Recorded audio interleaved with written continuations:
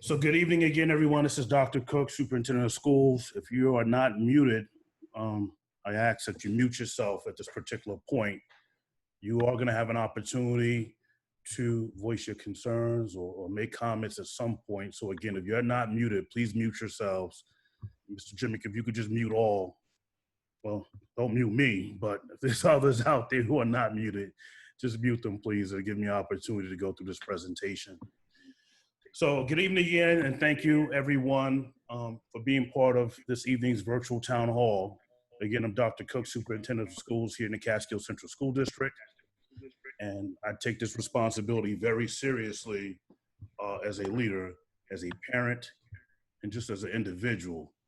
You know, our job here, we're tasked to educate your child, making sure that they receive a quality education in a safe and secure learning environment.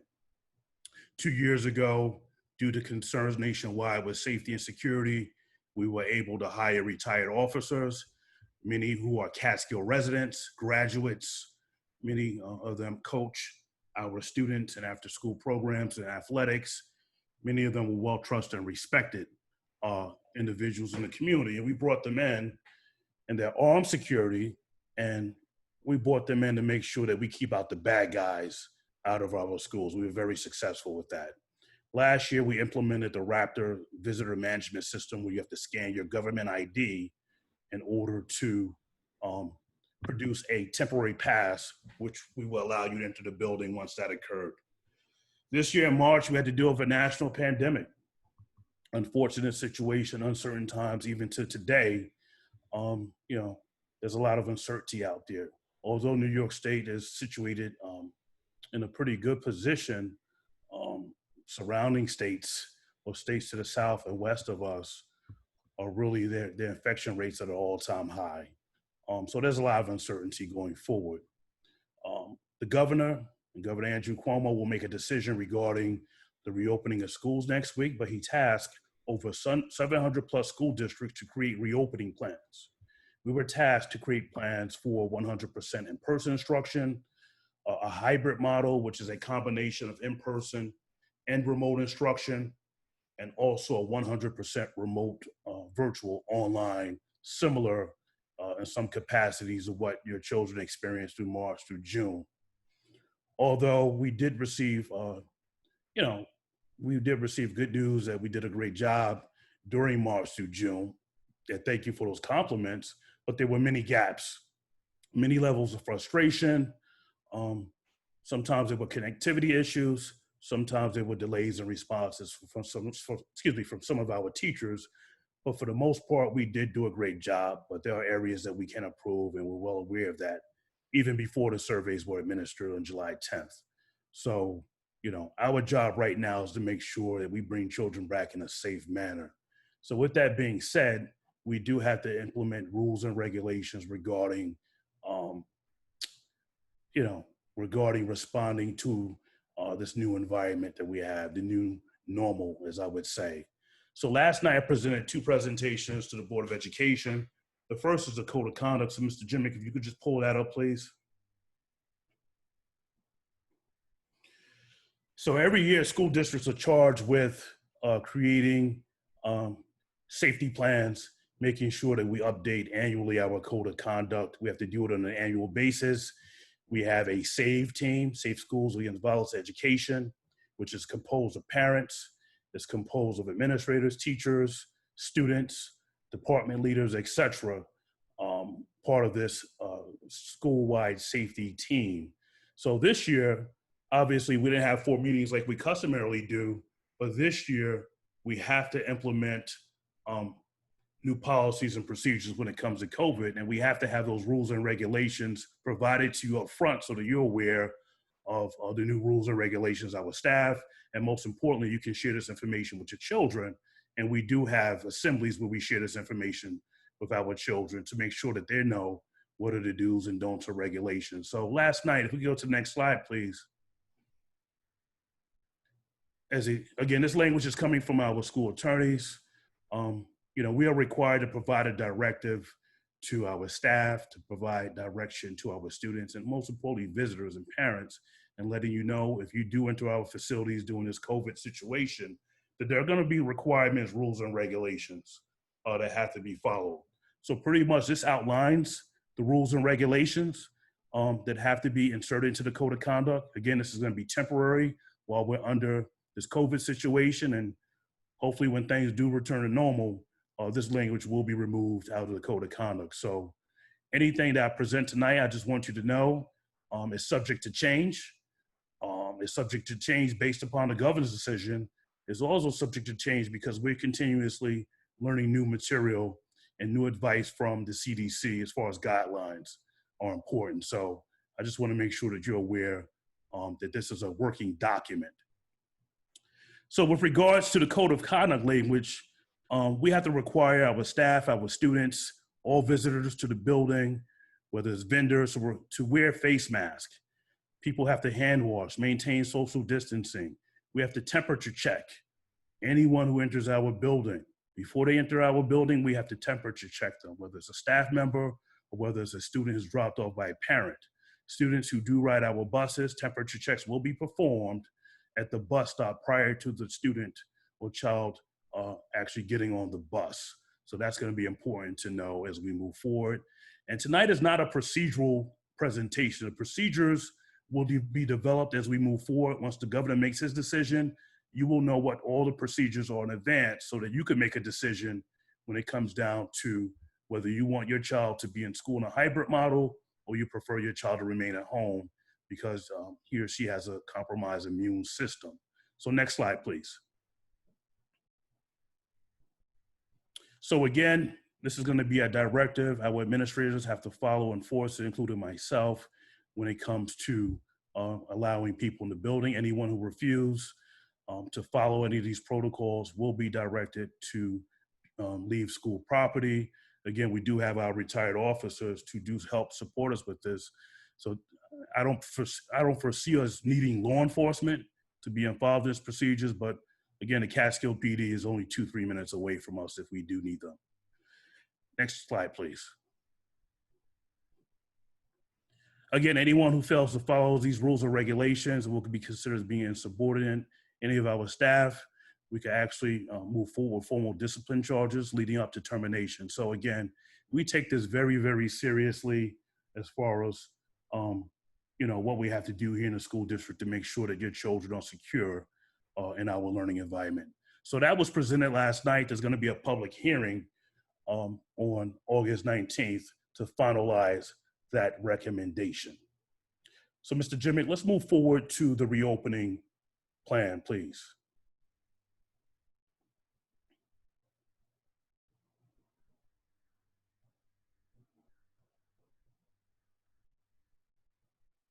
Next slide, please.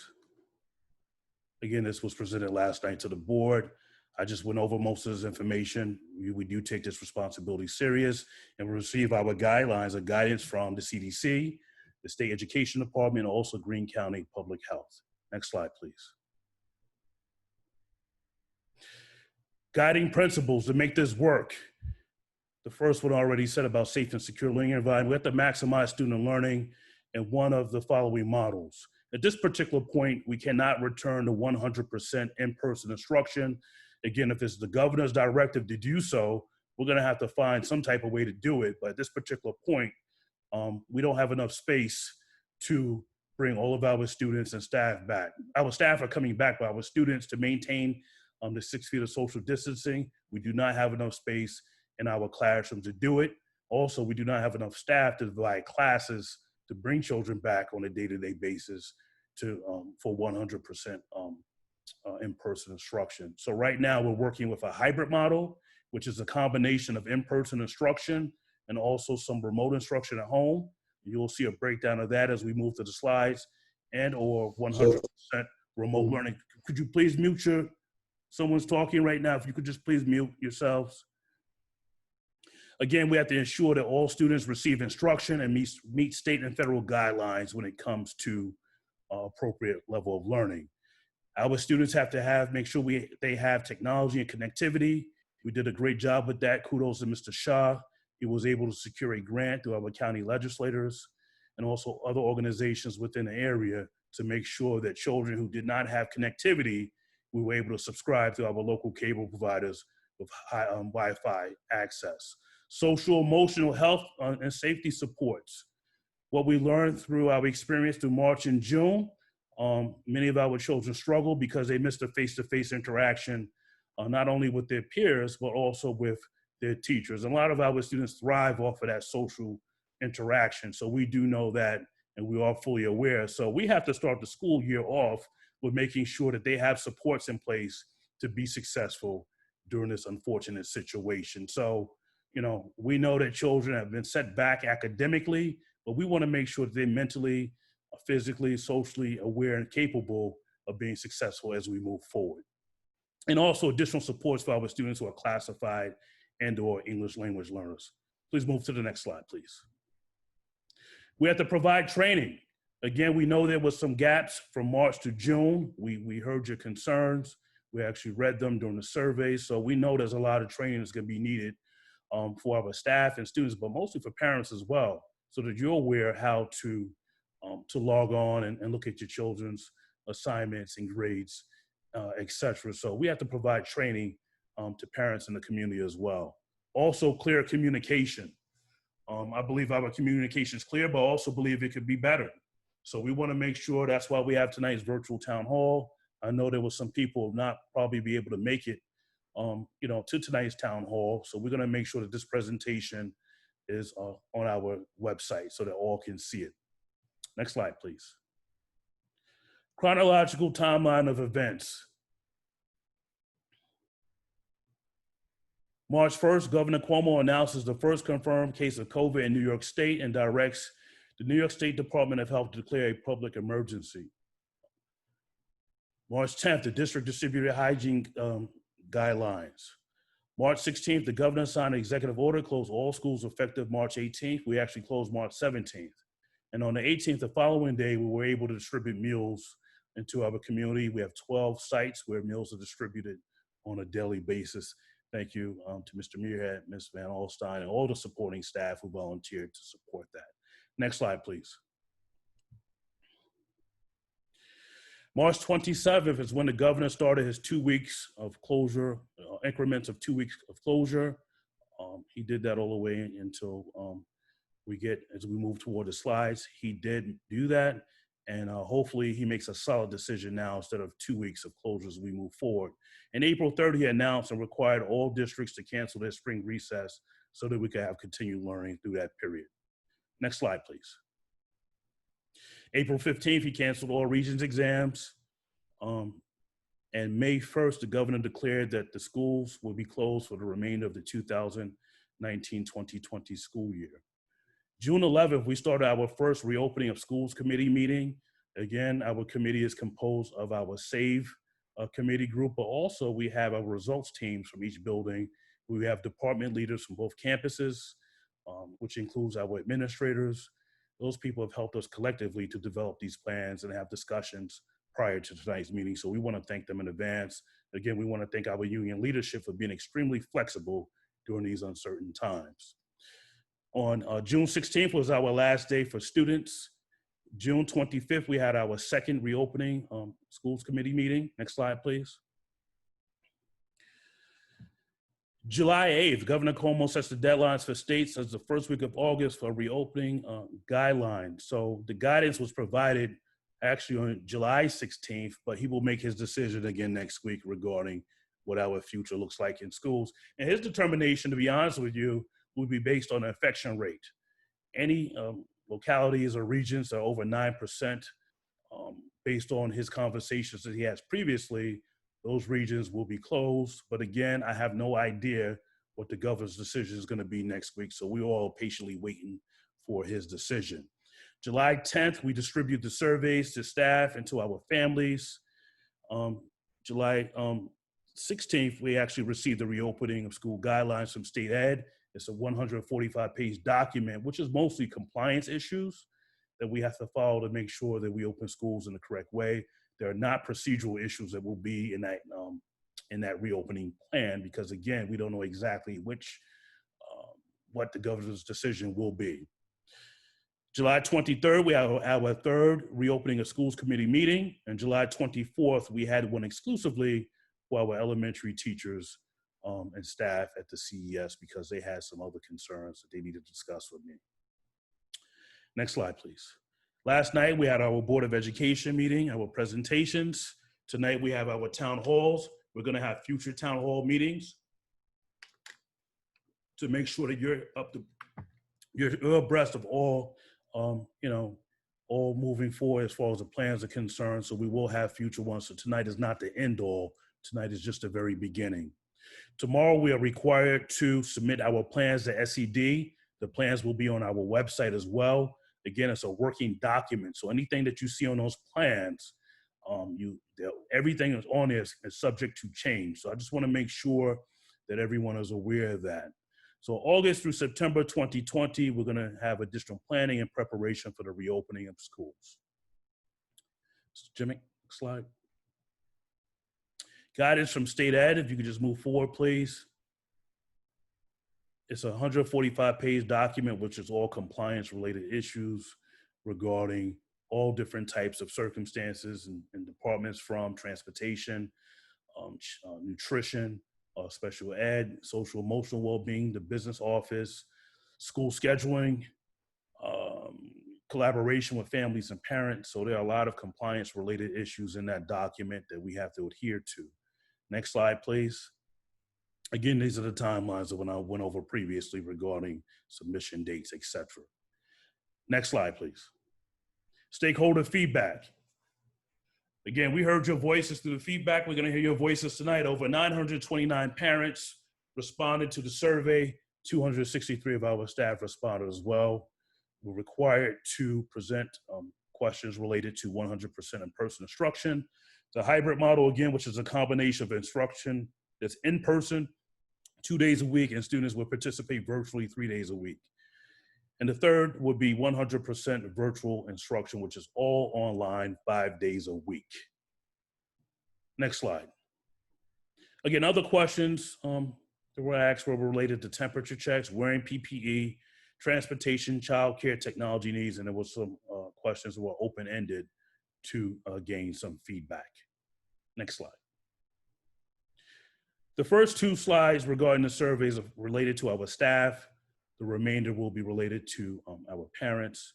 So this is the preference of teaching and learning for the fall. Obviously, the majority of our staff chose 100% in-person instruction, and it was followed by the hybrid alternate days of instruction, meaning that all children whose parents want them to attend school, they will attend school physically within a set week, but it will be 2 days a week during that prescribed week.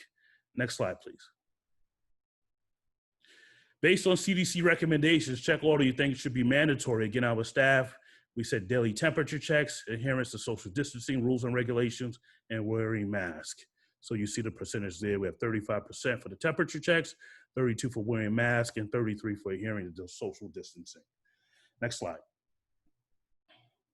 It is my hope that school reopens. Again, the majority of our parents chose in-person instruction, 41%, followed by 33% for the hybrid model. Next slide, Mr. Jimmy. If school either opens in 100% person or a hybrid model, would you send your child to school? 55% of our parents said yes, 17% said no, and 28% said they are unsure. So with that being said, what we're also going to do, we had a lot of comments, and before you move on, Mr. Jimmick, there were a lot of comments regarding the graduation procedures. There was videotaped by Mr. Hernandez, it was presented by Mr. Bragg. We're going to do a similar video presentation to show you what the new normal will be here in the Catskill Central School District. Entry of students on our buses, what it will look like for them to take a temperature check before they get on. If their temperature doesn't, if it's over 100 degrees, they're going to have to remain at home with the parent. If it's under, obviously, we'll allow them to enter the bus. We do not want a child getting on a bus with a temperature of 100 degrees or over. Otherwise, it will jeopardize those other students on the bus. So we want to make sure that things are tight. Also, we want to show you what the temperature checks will look like when when our staff and students come in, our walkers, our students are being dropped off. What does that look like? What do the questionnaires look like that have to be filled out? So that's going to be very important as we move forward. And that's going to help that percentage of 28% who are unsure. They're going to either decide, yes, I saw the video, I like what I see, I like the things that are going on here, and I want my student or my child to enter school. In addition to that, our custodians do an excellent job. They've done an excellent job with desanitizing our buildings, but we're also looking to double down on the way we clean our buildings. So on Wednesdays and Saturdays, we're going to be contracting out to a cleaning company to do a deep dive, a deep cleaning of our facilities, and that will happen in the hybrid model. So as our Group A students exit on Tuesday, the contracted workers will come in, do a deep cleaning on that Wednesday, which will allow our students to come in on Group B to a nice clean environment. And on Saturday, Friday after our students leave, but that next Saturday, that morning, our contractors will come in and do another deep cleaning prior to Group A returning back on Monday. So I just want to make sure that parents understand that. I want to make sure during that video that they see what the lunch delivery will be. Majority of our students will be eating in classrooms, and or we're looking at purchasing tents and making them available on campus so children can eat outside and be socially distant while they're outside eating. So we're looking at different models to support and make this learning environment the best it can be. Next slide, Mr. Jimmy. If school reopens in a hybrid model to enforce social distancing, what is your preference? Alternate days or alternate weeks? So the majority of our parents chose alternate weeks, 54%, which children, again, would be in school 2 days a week, every week, and 3 days would be 100% remote learning, compared to alternating weeks where children would be in school with 1 week clips. Parents want children back in school. We definitely understand that. Next slide, please. Would you be concerned with having a staff member check your child's temperature each morning? 88% said no. That's going to be a requirement. We cannot get around that. That's why the language in the code of conduct, the information I showed you at the very start of the presentation, is going to be important. If there are parents who are reluctant to having their child's temperature checked, number one, we encourage you to check their temperature before they leave home. But number two, we're going to have to either check it before they get on the bus, and or if they're walkers or drop-offs, we're going to have to check them before they're allowed to enter our buildings. So, we know that flu season is coming up as well. Because a child has a temperature that may be over 100 degrees, that doesn't mean they have COVID, they can have the flu. So we want to make sure we have isolation rooms for these students if they are detected with having a temperature over that set mark. Next slide, please. Does your child currently have a cloth or some type of face mask? Again, 90% of our parents said yes. Next slide. Would you have any concerns about your child being required to wear a mask in school? This is where you can see the divide. 48% said yes, and 52% said no. So it's really not an option for children or staff to wear masks in school, particularly in common areas. Those masks have to be worn in classrooms. Children are going to be 6 feet apart. The teacher is going to be allowed to provide students with a mask break. That break can occur in the classroom, but I'm encouraging it to happen outside during a given period. But children are going to be required to wear masks. We're also looking at purchasing plexiglass dividers in classrooms. So when a children sits at a desk, that plexiglass encloses their desk where they are to provide added protection. So that's important for you to know as well. Next slide, please. Are you or your child or any member of your household in a higher risk category for COVID-19? 54% said yes. So those parents are going to have to make a decision whether they want their child to remain at home. Many of our staff are going to have to make a decision regarding their conditions or loved ones in their household. We would hate for one of our students to come in school to get infected and to go home and infect grandma or someone who's in a compromised immune type of situation. So again, those parents are going to have to make an intelligent decision, but I'm going to help with some of those decisions when it comes to my recommendation as we move forward. Next slide, please. Recommended models of instruction. Again, at this point, we cannot safely return 100% of our students in person for instruction starting off in September.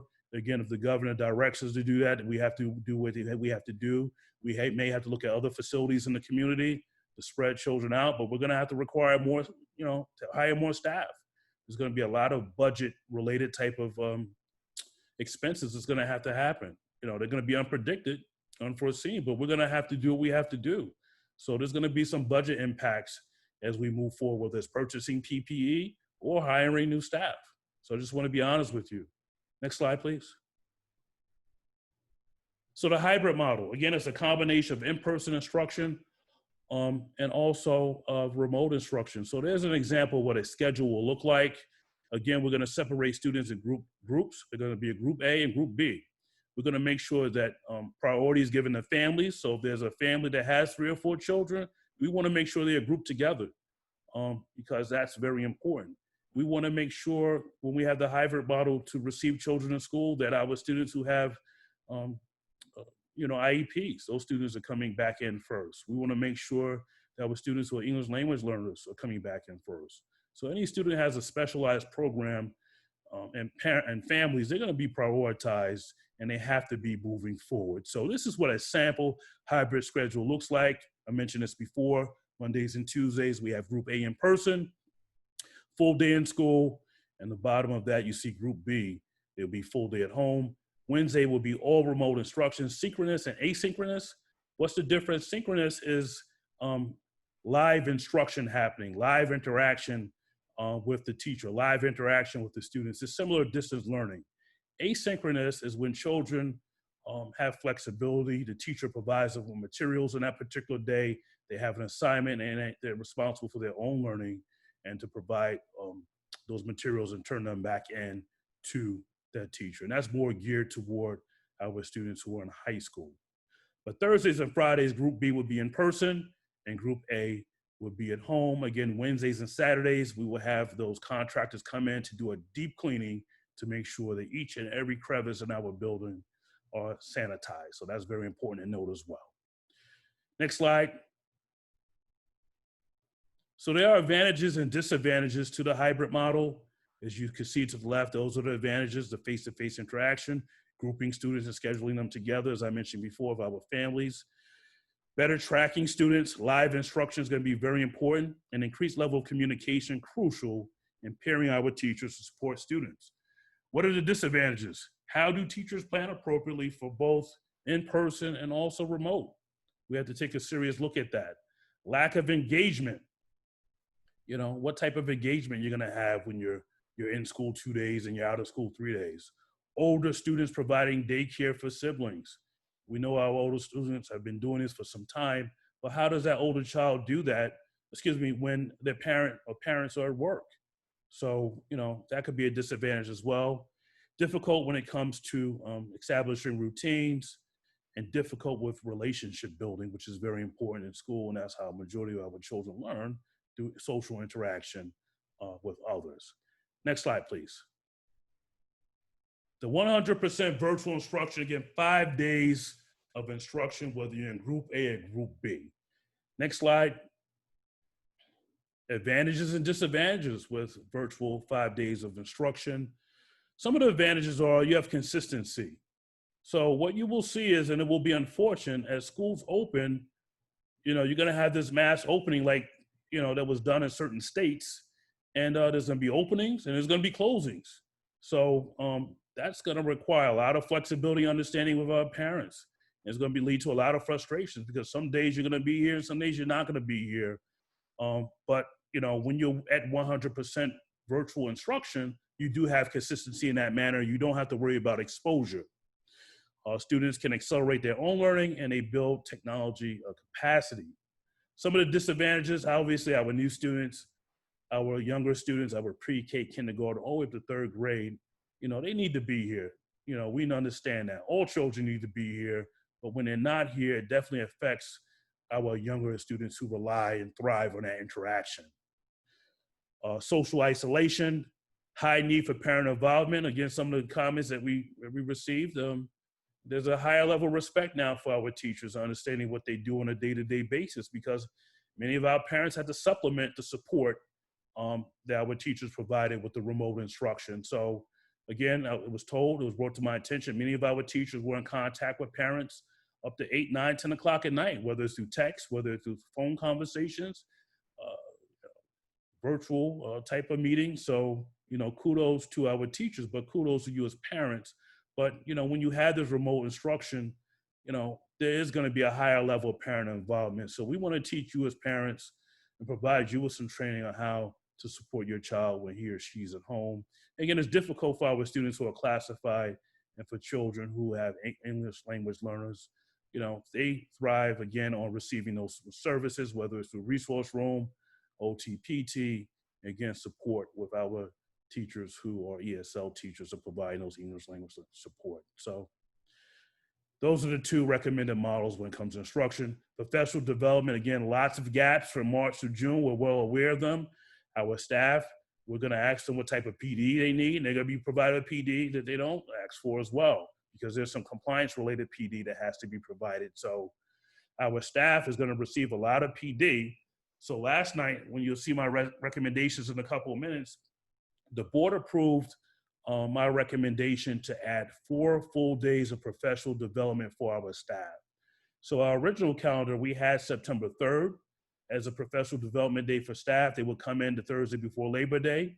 We took that Thursday, we moved it to Tuesday, September 8th. So Tuesday, September 8th will be a professional development day, as well as Wednesday, September 9th, Thursday, September 10th, and Friday, September 11th. So there's going to be 4 full days of professional development on our staff. We want to make sure that everyone's on the same page. We want to make sure that everyone knows what the expectations are when it comes time to contacting parents. We want to make sure that we have a grading expectations in line, attendance. We want to make sure that all those little kinks are worked out so this could be a smooth transition into instruction. So again, September 8th through 11th will be training for our staff. Our first day of instruction will be Monday, September 14th, and I'm going to put that information on our website tomorrow as well, so everyone can be made aware of that. Next slide, please. District preparedness for health and safety. Again, we have to purchase a lot of equipment to make sure this works. So we have a lot of the equipment now in stock, but we have to purchase more equipment as we move forward. And other districts, they're competing for the same type of equipment. So, there may be some delay with having equipment on site, but we are in a good position right now where we have all the equipment we need, I believe, for the first 12 weeks of school. So next slide, Mr. Jimmy. So currently, we have 16,600 masks in stock. We just recently ordered another 52,000 of masks. We have 16,000 pairs of gloves in stock, 150 gallons of hand sanitizer, 800 containers of wipes, which includes the Perel dispensers. We have those little portable ones to give out to students and also to teachers. The district, in March, we purchased 6 Genion mist machines. They look like a leaf blower, but actually they're not. They're a mechanism where you attach some saline solution to this device, and that device is a mist. So when our custodians go in classrooms, they can spray this mist and clean classrooms in a more rapid type of manner. In addition to the cleaning they're going to be doing, wiping down desks, they're also going to spray this mist. It's going to penetrate our classrooms, and they can clean classrooms in 5 minutes or less. So they're able to do that. We purchased that ahead of time. Our custodians have received training, but again, we're contracting out again for additional deep cleaning with a contractor. We use MERV 8 filters. Many of the malls in the area use MERV 13, but as a school district, we use MERV 8 filters for classroom and rooftop ventilation. Those filters are changed every 3 months. So we want to make sure that you understand that we do have the appropriate ventilation system in place, and we have 1,000 tissue boxes in stock. We're purchasing more. We also have the thermometers, the laser thermometers. We have those in place. I know that's not included on the slide. We have that in place. And we're also working on standstill thermometers as well. So I want to make sure that people are aware of that. So we are purchasing additional PPE. Next slide, please. Dr. Cook's recommendations. Again, I'm not making this public. I'm not making anything public until the governor makes his decision because, again, I do not run the state of New York. I'm responsible for the children here in the Catskill Central School District, but I want people to know what my thinking is and what our staff thinking is as we move forward. Again, there's some people who agree, there's some people who disagree, but this is just my thinking. But I do follow the direction of the governor. But this is where Dr. Cook currently stands today, July 30th, regarding the reopening of schools. Next slide, Mr. Jimmy. So again, we discussed the majority of this stuff. The district calendar was changed last night. I discussed our professional development, starting instruction on September 14th, and also purchasing PPE. This was already discussed. Next slide. We're awaiting the governor's decision regarding the opening of schools. He should make a decision sometime next week, but no later than August 7th. So his decision will determine how we open schools or when we open schools. So that's his prerogative, and that's the decision he will make. But again, my recommendation, just like he's been doing, is a phased-in approach, phasing our students back into our school buildings. First, we need to get our staff in place. Many of our staff was providing instruction from home. At this particular point, I want all of our staff back in the buildings providing instruction, whether it's virtual or whether it's in person. They need to be here on site. So that way, if a parent needs to come in and have that conversation, they know where to find our teachers and they know the hours or their office hours, et cetera. So our staff need to be back. So that's critical starting out in phase one. My recommendation is that all students begin instruction remotely starting September 14th. So have our students starting out remotely September 14th, and we will phase them in back into the building. As I mentioned on previous conversations with our teams, this is a marathon. This is not a race.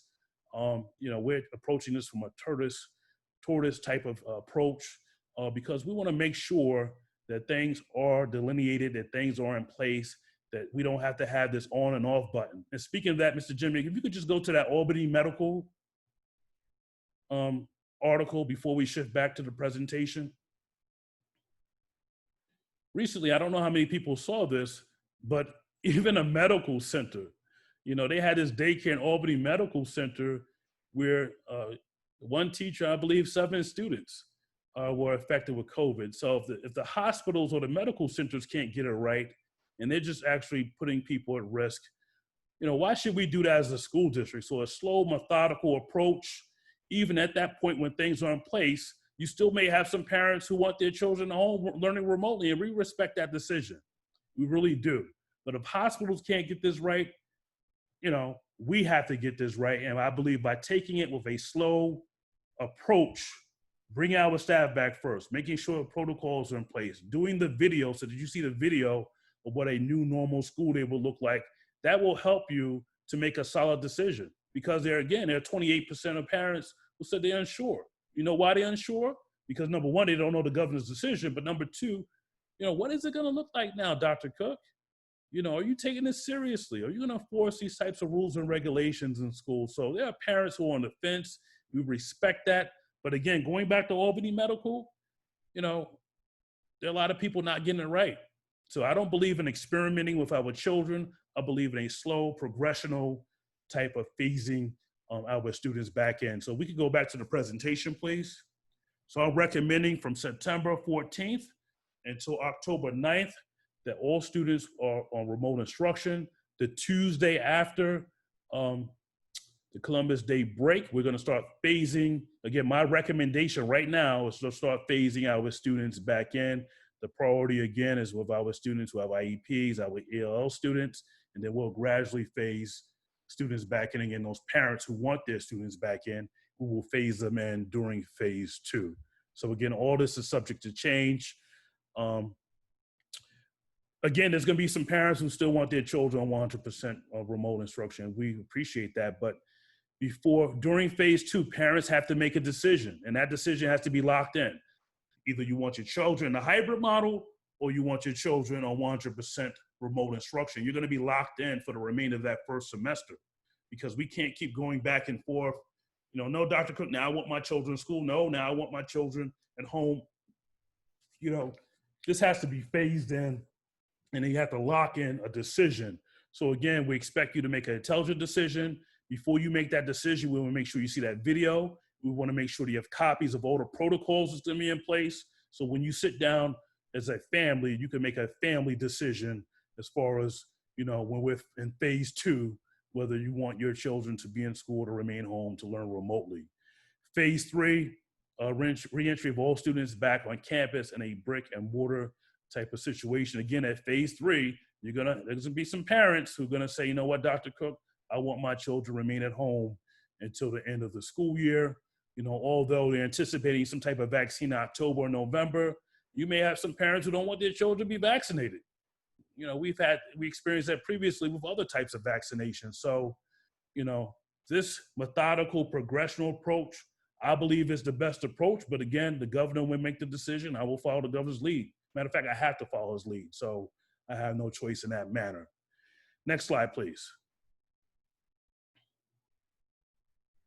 So again, the next steps, we're waiting for the governor's decision sometime next week. He will make the call. After he makes his decision, I want to have another round of virtual town hall meetings to let our parents know what the solid decision is, how we're going to handle the situation. But again, these are my initial recommendations.